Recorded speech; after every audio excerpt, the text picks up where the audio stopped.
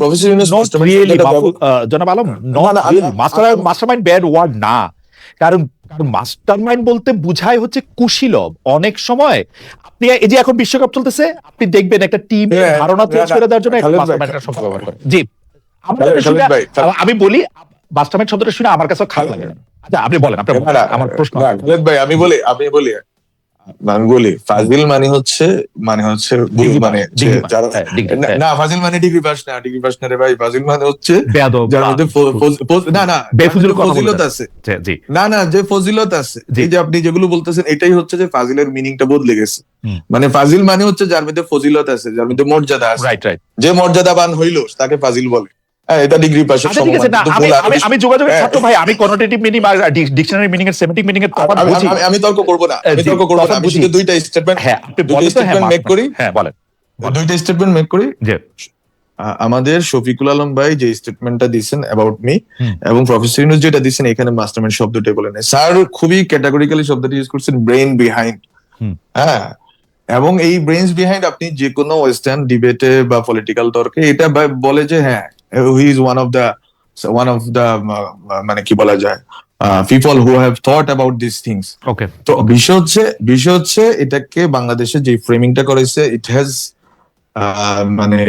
মানে made so much difficulty for me. So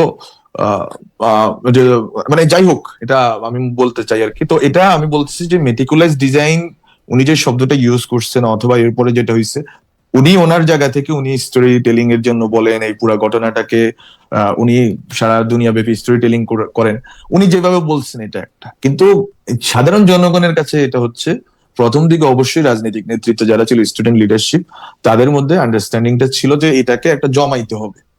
এবং জমছে যখন সরকার রিয়েক্ট করছে, এবং সরকার রিয়েক্ট খুব ব্রুটালি করছে, এবং ব্রুটালি করার কারণে সরকার অজনপ্রিয় হয়েছে। জনগণ বুঝতে পারছে যে ছাত্ররা যদি নামে এবং নেমে যদি শহীদ হইতে পারে, ওয়াই শুডন্ট উই, এবং why shouldn't we join their march and protest. এবং মানুষ তখন নামছে, মা বোনেরা নামছে, খালারা নামছে। তো কখন নামছে? যখন ছাত্ররা একটা উদাহরণ তৈরি করছে যে আমরা নামছি, আমরা শহীদ হইছি, এন্ড এই যে তোমরা এবার নাম। এবং শহীদ হইয়া তারা এই সাক্ষ্যটা দিচ্ছে যে ওকে নাও উই হ্যাভ। আমার এখানে দুইটা খালি, আমি একটু আগাতে তো, আমার খালি দুইটা খালি এখানে প্রশ্ন। আমি শব্দর ওই সিমেন্টিক মিনিং এর দিকে আমি না যাই, কনোটেটিভ মিনিং এর দিকে আমি না যাই। আপনাকে যদি ব্রেইন বিহাইন্ড পরিচয় করাই দিতে গিয়া ডক্টর মোহাম্মদ ইউনূস কিন্তু সেটা শুধু কথার কথা বলেন নাই, উনি আপনাকে নিয়ে গেছেন সেখানে ক্লিন্টন ফাউন্ডেশনে, সে বক্তৃতা দেওয়ার সময় আপনাকে উনি স্টেজে উঠে পরিচয় করাই দিচ্ছেন, কারণ উনি এটা মিন করছেন, এটা একটা হঠাৎ ঘটনা না। মেটিকুলাস ডিজাইনের ক্ষেত্রেও এটা বলতে গেলে আমার কাছে মনে হয় শুধু এটা স্টোরি টেলিংয়ের জন্য এটা হঠাৎ ঘটনা। তাও যদি আমি আপনার কথা মেনে নিই যে আচ্ছা এটা একটা হঠাৎ ঘটনা হইতে পারে, তাহলে আপনি আমাকে বলেন তো, যে আন্দোলনের মধ্যে ছাত্রদের দেখিয়ে দেওয়া পথে জনতা এবং সবাই অংশগ্রহণ করলো, সেই আন্দোলনের যেইটাকে আমরা ক্ষমতার ভাগাভাগি বলি, সেই ক্ষমতার ভাগাভাগিতে ঢাকা বিশ্ববিদ্যালয় কেন্দ্রিক আপনারা যারা সুন্দর করে কথা বলেন, বেশি করে পড়ালেখা করছেন, তারাই কেবলমাত্র ক্ষমতার ভাগাভাগির অংশীদার কেন হইলেন? মানে সেইটার অংশীদার কেন? মানে যেই ছাত্র, আমি সহজ করে আমার কাছে যতটুকু খবর আছে, আমি তখন জার্মানিতে ছিলাম, সহজ করে যতটুকু করে বলি, যেই ছাত্ররা পথ দেখাইছে ঢাকায়, আপনারা একইভাবে ঝিনাইদহে বা কুমিল্লায় বা আমার পার্বত্য চট্টগ্রামেও সেই ছাত্ররা ওই জেলা শহরেও রাস্তায় নাইমা, কারণ আবু সাইদ স্বয়ং রংপুরের ঘটনা, একইভাবে পথ দেখাইছে। কিন্তু ক্ষমতার ভাগাভাগিতে আপনারা গেলেন, আপনারা লিড করলেন কেন? মানে আপনারা কিভাবে নিজেদেরকে নিজেরা প্রতিনিধিত্বশীল বললেন? মানে কেমনে? ওই আন্দোলনের তো কোনো নেতৃবৃন্দ ছিল না, ছিল সমন্বয়ক। আপনারা মানে এটা কেমনে করলেন, এবং এই পরিচয়টা তখন আপনারা কিভাবে মাইনা নিলেন? এখানে তো ধরনের রিপ্রেজেন্টেশন বলতে তো দুনিয়াতে একটা শব্দ আছে, কিন্তু মানে কয়েক হাজার মানে আন্দোলনরত যারা আছে তাদেরকে, বা যারা আহত শহীদ হয়েছে তাদের ফ্যামিলি মেম্বার, এইভাবে কিন্তু কখনোই রিপ্রেজেন্টেশন নিশ্চিত হয় না। রিপ্রেজেন্টেশন মানে হচ্ছে আমরা এদেরকে মাইনে নিছি। এখন আপনি যদি বলতে পারেন আজকে রিট্রোস্পেক্টিভলি আমার নাহিদ ইসলাম, আসিফ মাহমুদ, মাহফুজ আলমকে পছন্দ হয় না, ওরা না ক্ষমতা কুক্ষিগত করছে, এই কথাটা আগস্ট মাসে কেউ বলছে? সেপ্টেম্বর মাসে? অক্টোবর মাসে? কিন্তু উদাহরণ আপনি দিলেন জনাব আলম, কিন্তু 69 আপনি যাদের কথা আপনি বললেন, যারা লুকাই ছিল পরে বাইরে আসছে, যারা এই কাজ করছে, তারা কেউ গিয়া কি ক্ষমতার, মানে যেটা হচ্ছে ক্ষমতা কাঠামো এবং পুরনো বন্দোবস্তর ক্ষমতার কাঠামোটা, মানে তারা সেই ক্ষমতার মধ্যে গিয়ে বসছে, তাদের কেউ বা কখনো বসে? আচ্ছা আপনাকে একটু বললি, 69-এ যখন শেখ মুজিবুর রহমানকে এরা বের করছে স্টুডেন্টরা কি জন্য? হ্যাঁ। Sheikh Mujib will lead the struggle against Pakistanis. সেখানে শেখ মুজিবুর রহমান যখন লাহোরে গোল টেবিলে বসলেন, তখনকার পত্রিকাগুলো একটু দেখেন। তখন কিন্তু স্টুডেন্ট লিডাররা অপোজ করছে যে আপনারে আমরা বের করছি কি আপনার এই গোল টেবিল মিটিং করার জন্য নাকি। হ্যাঁ, শেখ মুজিবের এই স্ট্র্যাটেজি নির্বাচনী রাজনীতি সফল হয়তো প্রমাণিত হয়েছে, বা এটা আমরা আলোচনা করতে পারি। কিন্তু কথা হচ্ছে স্টুডেন্টরা, আমি তো মনে করি স্টুডেন্ট না, শুধু স্টুডেন্টদের জন্য আরো সংবেদনশীল, আরো মানে কি বলা যায়, আরো স্টুডেন্ট বা এই জেনারেশনকে কোনো না কোনো ভাবে গাইড করতে চায়, গাইড এবং সাথে সাথে হচ্ছে যে মানে এলিভেট করতে চায়, এরকম আরো লোককে এখানে নিয়ে আসা দরকার ছিল। মানে ক্ষমতা তো মানে স্টুডেন্টদের গাইড করতে চায় নাকি, মানে কাদের নিয়ে আসা দরকার? আমি বললাম যে এইটা আপনি ধরেন না, এই আফরাইজিংটা তো student led uprising, people were there but led by students. Okay, তাহলে স্টুডেন্টরা ক্ষমতার যদি ভাগীদার হয় এবং ভাগীদার হওয়াটাকে যদি আপামর জনগণ মেনে নেয়, প্রশ্ন না করে, আপনি আজকে রেট্রোস্পেক্টিভলি প্রশ্ন করছেন, আমরা শেখ মুজিবের প্রশ্ন করি, কিন্তু শেখ মুজিব 1971 সালের 72 সালের 10 জানুয়ারি যখন ঢাকা শহরে নামছে, কোন বাপের বেটা তাকে প্রশ্ন করছে? করে নাই। না, সেটা তো এখন আপনি বাপের বেটার তো আনতেছেন, কিন্তু এই বাপের বেটার তো আরেক কথা হইলো। বাপের বেটার তো এক কথা হইলো, কারণ প্রশ্ন কে করবে? আমি তখন আপনাদের সমর্থন করি, আরেকজন আপনাকে সমর্থন করে, পুরো সমর্থন করতেছে। মনে রাখবে যে ইমরানের সরকারের কথাই কিন্তু বাংলাদেশে সব বাতি টাতি বন্ধ হয়ে গেছিল। সেইটা তো একটা মোমেন্ট, সেইটা তো মোমেন্ট, সেটা তো একটা মোমেন্ট না। আপনি ইমরানের সরকারের কথা, আপনি যদি ওই যে পত্রপত্রিকার কথা বললেন, তাহলে পত্রপত্রিকা দেখেন, বাতি বন্ধ করে দিয়েছিল আমার মনে আছে, বাংলাদেশের সব জায়গায় বাতি বন্ধ করে দিয়েছিল ইমরানের সরকারের কথা। ওই শেখ হাসিনার নির্দেশে ইমরানের সরকারের মুখশ্রিত বয়ানে তারপরে বাতি আমলিক ইমরানের সেটা আমরা না সেটা আপনি খালি শেখ হাসিনা বললে অর্ধেক বলবেন, অনেক মানুষও করছিল। আসলে একটা মোমেন্ট হয়, আমি অর্ধেকটা মানেন। হ্যাঁ, আমরা আগে অর্ধেকটা বলি না, আমি বলছি যে শেখ হাসিনার নির্দেশে যেমন বাতি বন্ধ করা হয়েছিল, কিছু কিছু মানুষ এমনিও বন্ধ করছে, যারা ইমরানের সরকারের পরে অনেক শত্রুতে পরিণত হয়েছে। ইমরানের সরকারের অনেক মোমেন্ট একটা খুবই। আপনি আমাকে বলেন, আপনি যদি এখন বলেন যে ওই সময় কে বাপের বেটার, তো তইলে ওই বাপের বেটার তো দেখেন কথা শেখ মুজিবের ব্যাপারে। না, আপনি জুলাইয়ের ব্যাপারেও বলছেন যে ওই সময় কে বলছে। জুলাইয়ের ব্যাপারে আমি বাপের বেটার শব্দটি ইউজ করি না, শেখ মুজিবের ব্যাপারে বলছি, এটা ইচ্ছা করে বলছি।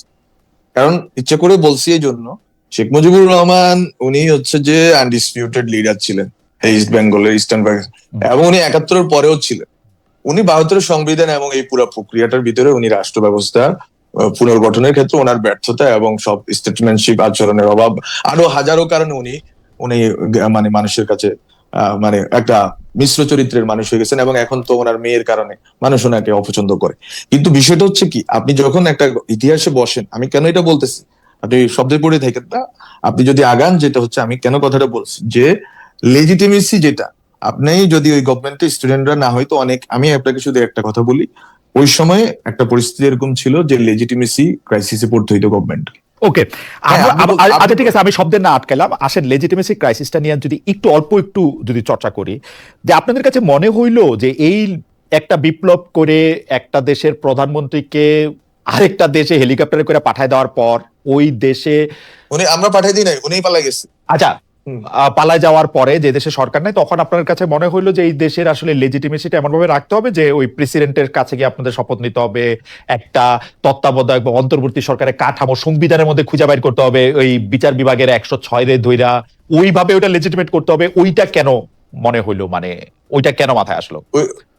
ওইটা মনে হয়নি রে ভাই, মানে বিষয়টা হচ্ছে যে যেটা ঘটছে সেটা আর যেটা করতে পারতো সেটা নিয়ে যদি আমরা আলোচনা করি, আলোচনা রাত শেষ হয়ে যাবে, আমার এখানে রাত, আপনার ওখানে দিন। সো আচ্ছা, বিষয় হচ্ছে আপনার আমার 5 তারিখ 6 তারিখ জিনিসটা কি, 5 তারিখ বিকালে সন্ধ্যায়ও যখন চ্যানেল 24 গিয়ে ছাত্ররা ইনক্লুডিং মি যখন আমরা কথা বলতেছি, এট দ্যাট টাইমও আমরা ভাবছি যে শহীদ মিনারে, ওই সময় অলরেডি শাহবাগ শহীদ মিনারে আমাদের প্ল্যান যে শহীদ মিনার থেকে সরকার গঠন করা হবে, শহীদ মিনার থেকে সরকারের শপথ হবে। আমি আপনাকে আমি ফ্যাক্ট বলতেছি, এবং আমার যারা আছে, যারা সহকর্মী আছেন, বেঁচে আছেন, ওরা আল্লাহর রহমতে ওদেরকে জিজ্ঞাসা করতে পারে।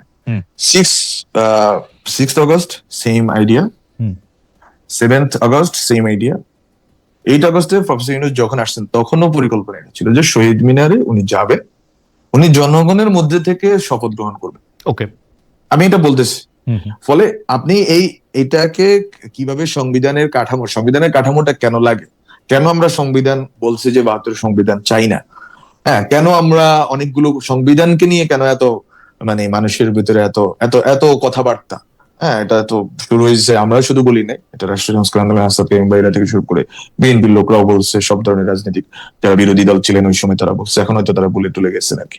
বিষয় হচ্ছে আপনার, তাহলে প্রশ্নটা কি, আপনি সংবিধান এক্সট্রা কনস্টিটিউশন বা কনস্টিটিউশনের বাইরে গিয়ে একটা সরকার গঠন করবেন, গঠন করে ওটাকে পরিচালনা করবেন, ওই ক্ষেত্রে 5 তারিখে যখন সারাদিন মিটিং হয় রাজনৈতিক দলগুলোর সাথে স্টুডেন্টদেরকে বাদ দিয়ে, এবং রাজনৈতিক দলগুলোর সদিচ্ছা, আমি রাজনৈতিক দলগুলো বলতে শুধু বিএনপি বলতেছি না, জামাত ইসলামী, তো তারা মিলে যখন এই সভা মানে মিটিং করেন, এবং ওই মিটিং এ ছাত্রদের প্রতিনিধি নামে কয়েকজনের 2-3 জনকে নিয়ে যাওয়া হয় যারা আসলে ভুয়া, এবং ছাত্রদের মানে ভুয়া বলতে কিছু নাই, মানে তারা আসলে ছাত্রদের ওই অর্থে যে এটা সংগঠন ছিল বা যে কাঠামো ছিল এই কাঠামোর ভিতরে না। তারা এটা কি বলা যাবে, ওই ছাত্র প্রতিনিধিরা কারা, এটা আপনি বলতে চান না? না, এটা আপনি চাইলে দেখতে পারেন, Okay. অনলাইনে এটা আছে, দুইজন গেছে, এটা ওই দিনের নোটেও আছে, বঙ্গভবন থেকে যে প্রেস রিলিজ পাঠানো হয়েছে ওখানেও আছে। তাহলে কি একটু বলবেন আমাদের দর্শকদের একটু? আমার তো নাম মনে নাই রে ভাই, আচ্ছা, ঠিক আছে, মনে নাই, পারবো না, ঠিক আছে, ওকে ওকে, নাম মনে রাখতে পারবো না, কিন্তু আমি আপনাকে রেফারেন্সটা দিয়ে দিলাম বঙ্গভবনের ওই দিনের প্রেস রিলিজটা, ওকে, প্রেসিডেন্ট অফিস থেকে যেটা বের হয়েছে। তাহলে বিষয় হচ্ছে এইসব প্রক্রিয়া কিন্তু চলমান ছিল। এখন ছাত্ররা কতটুকু বিপ্লবী হইতে পারে, আজকে তো মানুষের মধ্যে এই প্রশ্ন রিয়েল কারণেই আছে, মানুষের হতাশা, এক ধরনের আশাভঙ্গের কারণেই আছে যে আসলে বিপ্লবী সরকার সম্ভব ছিল। আমরা তো বলি নাই যে বিপ্লবী সরকার সম্ভব না, আবার বলি নাই যে বিপ্লবী সরকার করাটাই আমাদের আমাদের মানে আমরা করতে পারতাম কিন্তু করি নাই, এটাও কিন্তু বাস্তবতাকে পুরোপুরি ব্যাখ্যা করে না। কেন বলি, এটা একটা জটিল একটা পর্ব, এই 5 আগস্ট থেকে 8 আগস্ট পর্যন্ত, এটা যে যতভাবে বলুক আমি মনে করি যে প্রত্যেকটাই কোনো না কোনো সত্যকে ধারণ করবে, অনেকগুলো সত্য মিলে এটা নিয়ে একদিন কথা হবে। আজকে হয়তো আমি বলতেছি, আরেকজন বলবে, তখন হচ্ছে এটা একটা পুরা সত্যটা চিত্রটা আপনি পাবেন। কিন্তু আমাদের স্টুডেন্টদের জায়গা থেকে যদি আপনি শুনতে চান, আমরা আসলেই চাইছি একটা পরিবর্তন সরকার, এই সংবিধানের কাঠামোর ভিতরে যাতে আমরা না ঢুকি, সেটা আমরা চাইছি। ওকে, আমরা স্টুডেন্টরা চাইছি। তারপরে হচ্ছে যে আপনাকে বলি, বাংলাদেশের অবস্থা 5 আগস্ট থেকে 8 আগস্ট আপনি যদি ওই সময় দেশে থাকতেন দেখতেন, তখন প্রশ্নটা হয়ে গেছে, that quote unquote stability and peace. আপনি হিন্দুদের উপর হামলা, আপনি এর পরবর্তীতে আপনি 8 আগস্টের পরেও যদি দেখেন, একটা দীর্ঘ সময় পর্যন্ত একটা অস্থিরতা, এই অস্থিরতা কিন্তু যে কোনো গণঅভ্যুত্থান বিপ্লবের পরে এই অস্থিরতাটা হয়, এই অস্থিরতাটাকে আপনি মানে কনসলিডেট করার জন্য সাংগঠনিক ফোর্স আপনার ছিল, আমাদের ছিল না। আমাদের পুরা বাংলাদেশে যে বিপ্লবী ফোর্স থাকা দরকার, যাদেরকে দিয়ে আপনি কনসলিডেট করবেন পাওয়ার, এবং পাওয়ার কনসলিডেট করে একটা সরকারকে আপনি নিয়ে আসবেন, যে সরকার খুব দ্রুততার সময়ে কিছু সংস্কার, কিছু গুরুত্বপূর্ণ পরিবর্তন, রাষ্ট্রীয় প্রতিষ্ঠানগুলো পরিবর্তন করে নির্বাচন দিবে। সেই প্রাতিষ্ঠানিক সাংগঠনিক কাঠামো আমাদের ছিল না। আমাদের ছিল lakh lakh millions of people যারা হাসিনাকে পতন করতে চাইছে, কিন্তু তাদেরকে দিয়ে আপনি এই পুরা ঘটনাটা একটা বিপ্লবী সরকার গঠন করে এটাকে সাস্টেইন করাবেন, সেটা তো আমরা পরেও পারি।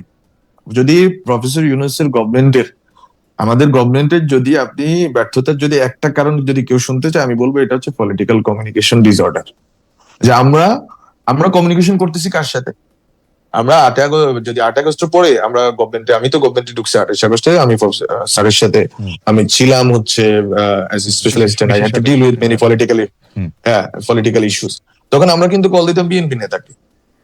আমাদের তো কোনো নেতা নেই ভাই, আমাদের তো আছে সাধারণ জনগণ তো বিএনপিও করছে, জামাতও করছে, কেউ আওয়ামী লীগ ফ্যামিলিরও ছিল, কেউ হচ্ছে বিভিন্ন ধরনের মানুষ।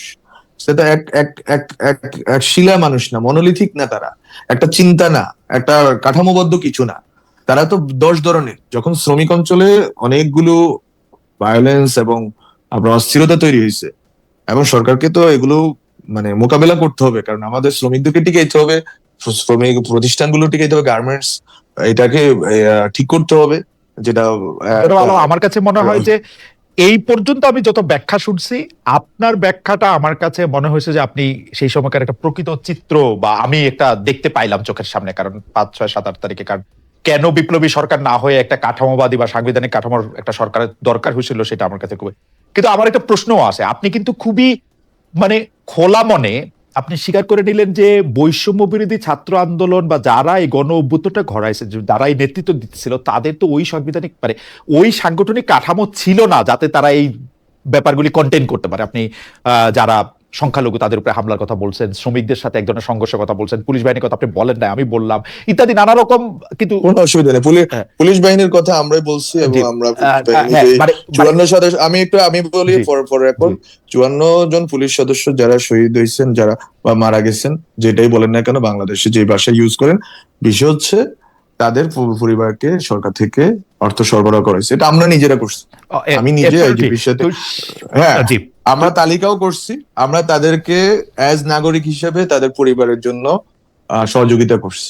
তো এখন বিষয় হচ্ছে যে যে কোনো ভায়োলেন্স, এখন এই ভায়োলেন্সটাকে আপনি আসলে কোনটা কম কোনটা বেশি এসব দিয়ে না না, আমি বেশি কমের সেটা আমরা না জানি। আপনি একদম যেরকম পরিস্থিতি ব্যাখ্যা করলেন, আমি আসলে দেশের বাইরে থাকলেও তখন আমি জার্মানিতে, কিন্তু আমি 5, 6, 7, 8 এই 4 দিন আমি ছুটি বাতিল করে আবার কর্মক্ষেত্রে আসছিলাম, মানে ডয়েচে ভেলেতে। তো সেই 5, 6, 7, 8 তারিখকে আমাকে খেয়াল করতে হয়েছে।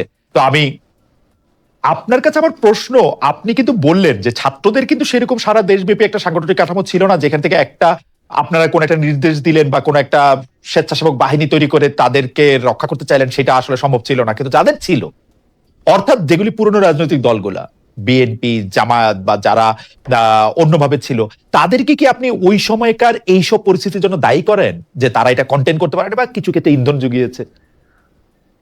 হ্যাঁ, না, আমি হচ্ছে যে এইভাবে মানে জেনারেলাইজেশন করব না। সেটা তো হচ্ছে যে মানে আপনার মুক্তিযুদ্ধের পরেও তো বাংলাদেশে হিউজ পরিমাণ মব ভায়োলেন্স, এবং মব ভায়োলেন্স না শুধু আজকে যে অর্থে মব ভায়োলেন্স বলে, এটা আপনি 72 সালের পত্রিকায় পড়লে এটাকে কম মনে হবে। হ্যাঁ, এগুলো আমরা বলতে চাই না, কারণ আমরা হচ্ছে যে আমরা মানে এগুলো হচ্ছে যে ইতিহাসের পিছিয়ে ইতিহাসকে বয়ানের বিরুদ্ধে বয়ানের যুদ্ধ করে আসলে কত দূর অগ্রসর হওয়া যায়। সাধারণ মানুষ দেখছে স্টুডেন্টরা কতদূর কি করছে। তো যাই হোক, এটা শুধু মিডিয়া ন্যারেটিভ দিয়ে সবকিছু কম ম্যানিপুলেট করতে পারলে হাসিনা আজকেও ক্ষমতায় থাকতো। তো মিডিয়া যারা চেষ্টা করতেছে, এই চেষ্টা আসলে ফলপ্রসূ হবে না। সাধারণ ছাত্ররা কিন্তু ঘরের ভিতরে আছে, যেই মা জন্ম দিছে ওই মায়ের সাথে আছে, যেই বাবা জন্ম দিছে ওই বাবার সাথে আছে, যে চাচা দেখছে এতদিন ধরে ওর সাথে আছে। বলে ছাত্রদের বিরুদ্ধে আপনারা হচ্ছে যে অনেকগুলো ন্যারেটিভ সেট করবেন।